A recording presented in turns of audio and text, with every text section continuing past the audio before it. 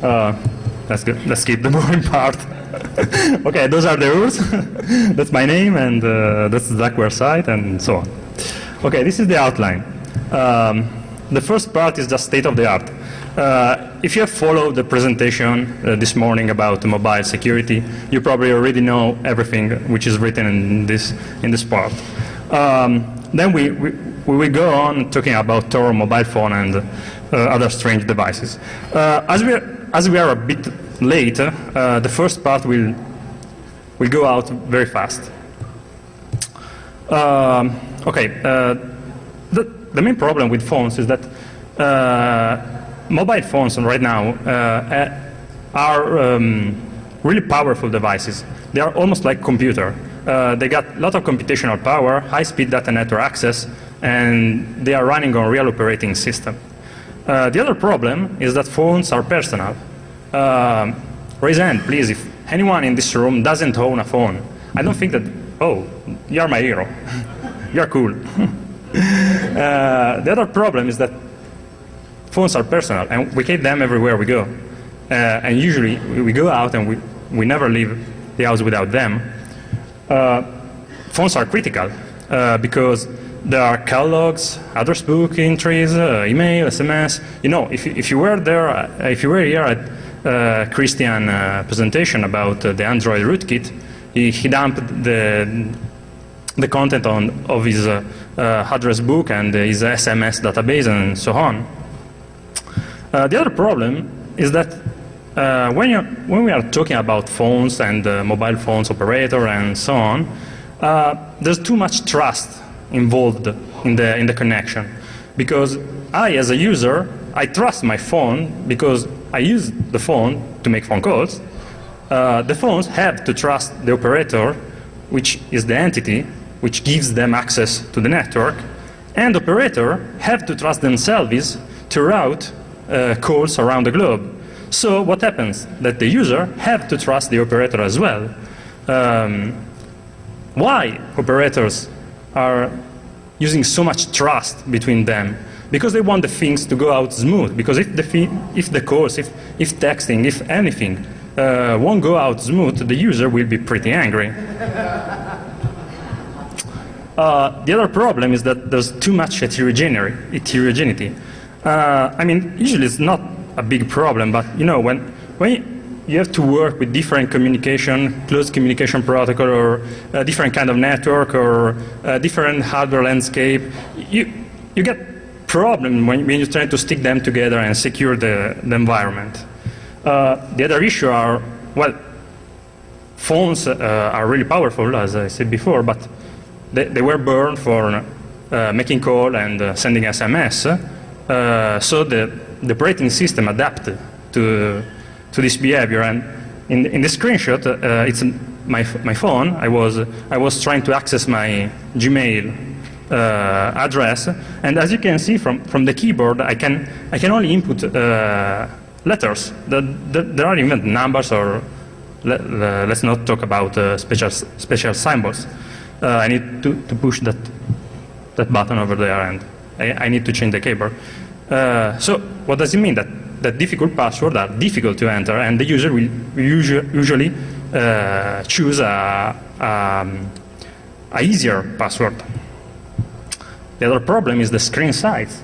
I'm trying, in this screenshot, I was trying to connect to a site with a self-signed certificate, and I have no idea what the certificate would be, because I have no way to check that. Another thing is that we usually think that we have bought the device, so we are usually owning it, but it's not true, because on top of the food chain there's the manufacturer. I'm reporting here some headlines from past news. CBS reported that Apple a phone banned for minister in France, I think I can remember, or Android Developer Forum, which talk about the kill switch they implemented and so on. The carrier operator update, which was spyware, and the Black Hat DC Toolcat. about iPhone privacy and so on and so on and so on. Another problem is data. Usually that is stored in clear text. Right now, BlackBerry and Nokia allow some sort of encryption. Another problem is that data access usually is all or nothing. You can access the data, you can access all data. What I'd like to see in the future is fine-tuning of application permissions. If you switch to the communication side, well, it's not going to be easy as well. GSM has been broken, UMTS almost. SMS, well, it has been abused, it's easily spoofable. If you can remember, Charlie Miller and Colin Mulliner wrote an exploit with MMS for, I think it was iPhone. Bluetooth, everybody knows about Bluetooth, and Wi-Fi and so on, and that's pretty, that is interesting. This one was discovered by Colin Mulliner. There are mobile phone operators which are injecting custom HTTP headers in the request your mobile phone browser make. Something like, you know, the IM, EI, IM, SI, something that's not really important. So, just to recap, this part I was really speeding through. Which are the problems? Mobile phones are everywhere. They are designed for call and text messages, not for going out on the internet or using secure protocols. Stored data cannot be easily protected, and communication needs to be secured. I won't address a solution for all this problem, but for this last one, which is Tor, we can get some degree of privacy and protection using Tor on our devices. Anybody here who doesn't know at all how Tor works? Okay, cool. That was a crash course. This is the story of Tor on unusual devices. Yeah, the first time Tor got on the iPhone was December 2007. Then we got a Chambi one on 2009, iPhone again on 2010, Nokia 900, and Android. When you are trying to port Tor to mobile platform or other platform that, you know, Linux, OS X, Windows, you got some problem to address, like, you know, the available hardware or the hosting operating system, how easy is to write or to port the program on that operating system. The installation process is very important, and the presence or not of a graphical user interface. This one is quite interesting. This port has been done by Jacob Applebaum and Bunny of Bunny Studios. You probably know what that is. It's Chambi one, an alarm clock, which has an ARM CPU and 64 megabytes of RAM, and they run on Linux, and it's wonderful. This port is not easy to install, as you need the Chambi one cross toolchain. You need to check out the sources. You need to enter the folder and type make. Then you have to unzip the build on a USB key and rebooting the alarm clock with the key inserted. And, well, there's always the easy way, which is just unzip a provided build on the USB key, and you are free to go. This port is quite interesting because, you know, the Chambi one has very limited resources to run Tor. So they needed a swap file, and this is very clever. They configured Tor as a bridge, listening on the 443 port, TCP port. Why they do this? Why do they do this? Because Tor running as a bridge will not be so angry about resources as a full-blown relay.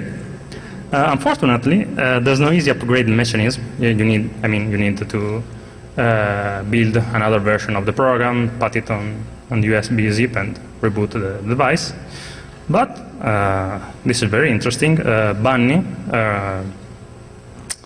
found out that there is an official support for 3G data for cellular data network in those alarm clock. So these are the achievements, running Tor very limited resources and an easy install method. Tor on MIMO and the Nokia N900. What's that phone? It's powerful IRM CPU, plenty of RAM to run Tor, and well, this was a bit easy because Tor is already in the MIMO community repository. How could you install Tor on such device? Well, just enable the repository extras level. Okay, there's a big ugly warning telling you that it's dangerous, but you know, okay. You just look for Tor in the package manager and you are done. How could you eventually run it? Just toggle it. That was wonderful. You open up the control panel, you tap on your router, and here you are. You are running Tor on your Nokia. What does this port achieve? Well, it was easy install. You know, repository are wonderful. You can install software with just one click. Better than the Chambi one, you can even upgrade your program. And well, this was the first graphical controller application for Tor mobile devices. Then we got TorBot, or Tor on Android. Okay, everybody I think knows what Android is. Linux-based operating system, many different devices available.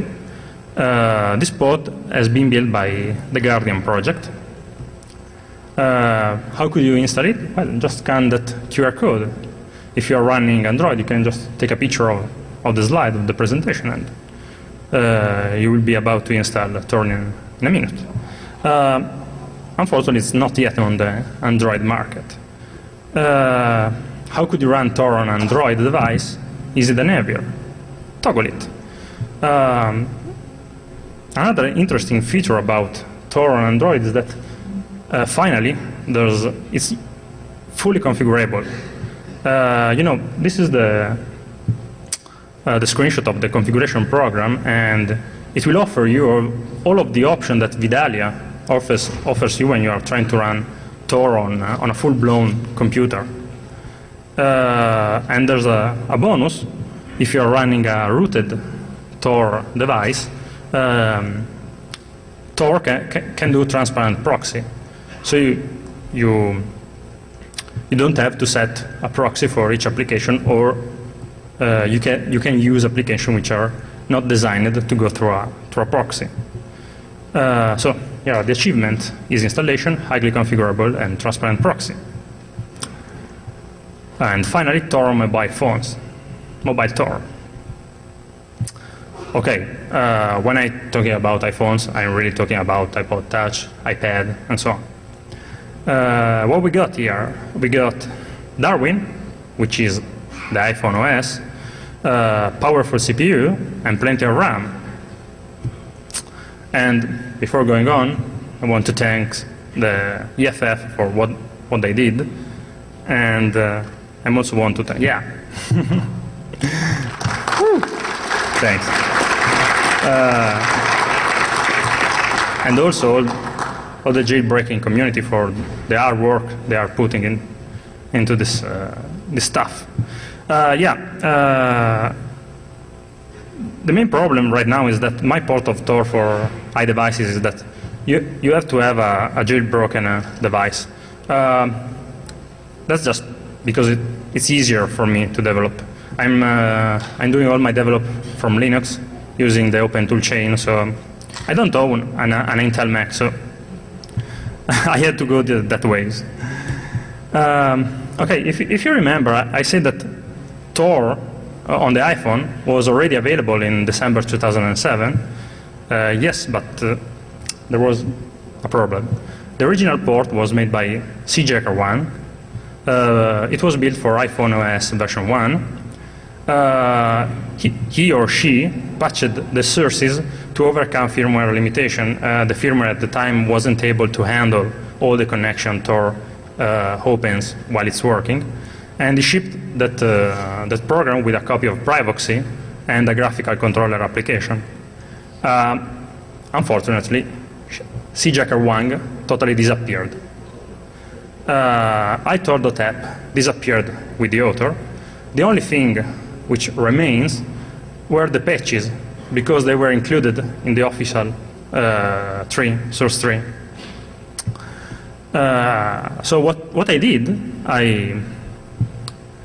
when I was trying to bring back Tor on the iPhone, I just installed the open source toolchain. Right now I'm targeting iPhone OS 3.1.2 as that's just because it's the version of the operating system which is shipping with the phone at the time I bought it. And I'm cross-compiling from Slackware. I'm building the program following Jay Freeman convention. If you don't know who Jay Freeman is the guy behind Cydia.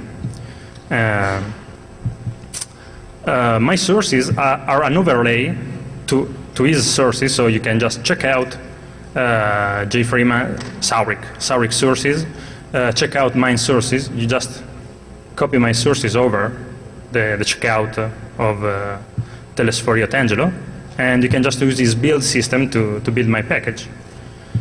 And that's the address if you want to take a look at the sources and the repository and so on. So the new port is made by me, built for a newer version of the operating system. It should work with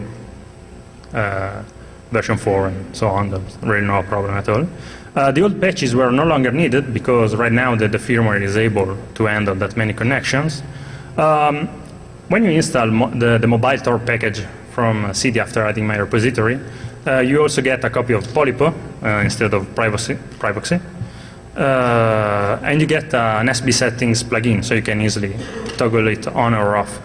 And the plugin will start both Tor itself and Polypo. That's a screenshot of the application. You just tap on the button and you are free to go. What happens when you run Tor on your iPhone? Well, you can get client functionality, obviously. You can be a relay.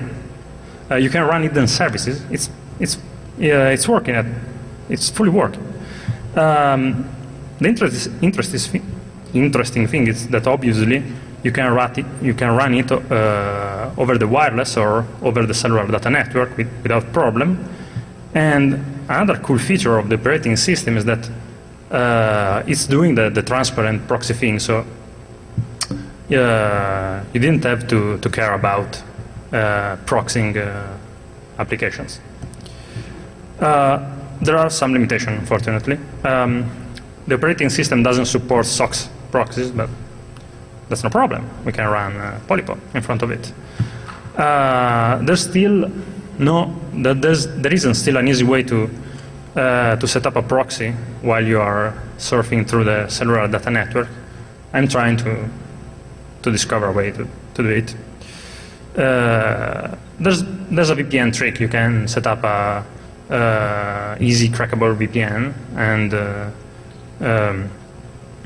at that time when the iPhone recognizes that the VPN is running, it let you choose a proxy, so you can do that.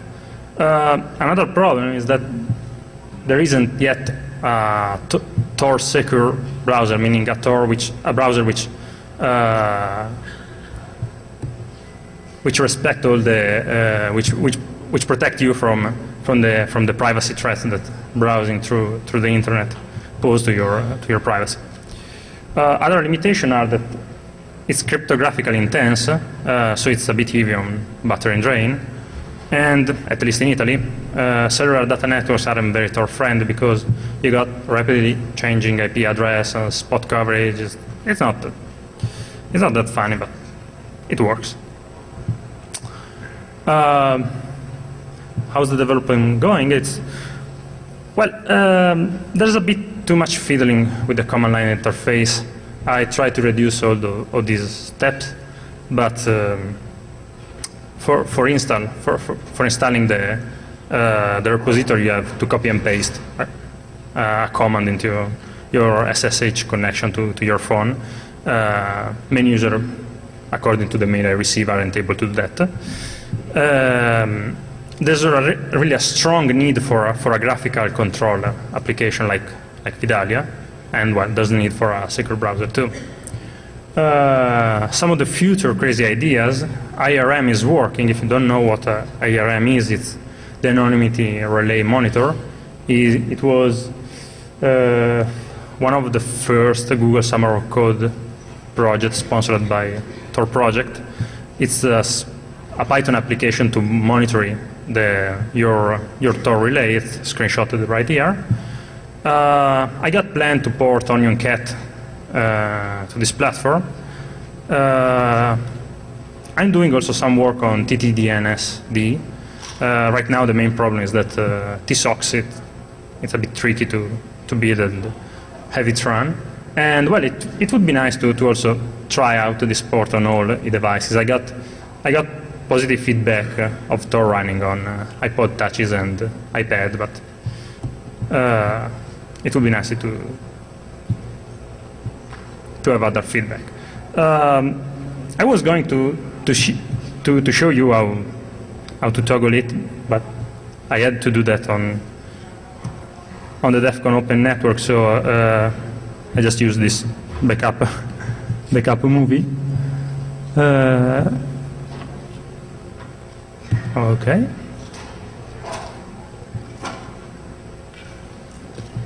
Whoop. Okay. Sorry for the quality. I was recording a VNC connection to my phone. This is the mobile Safari. I just fire it up, go to check.torproject.org, and okay, I'm not using Tor. I'm closing the web browser. I'm opening the settings, the SB settings application. I'm just tapping on the Tor icon. Okay, it's running. Both Tor and Polypo are running. Okay, closing it, opening the settings, the system settings application. You just go to your Wi-Fi. You choose your Wi-Fi network you are currently connected to. You scroll down. Okay. HTTP proxy manual. Server is localhost.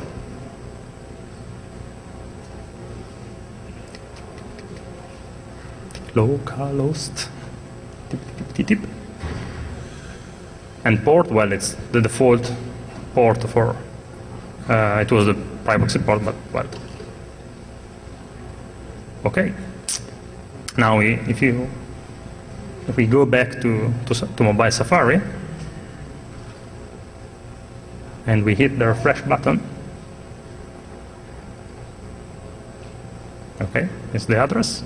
Go.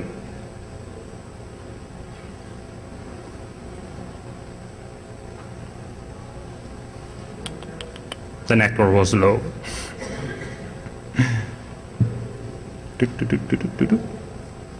Congratulations, we are running Tor. Woo! Okay, that's all.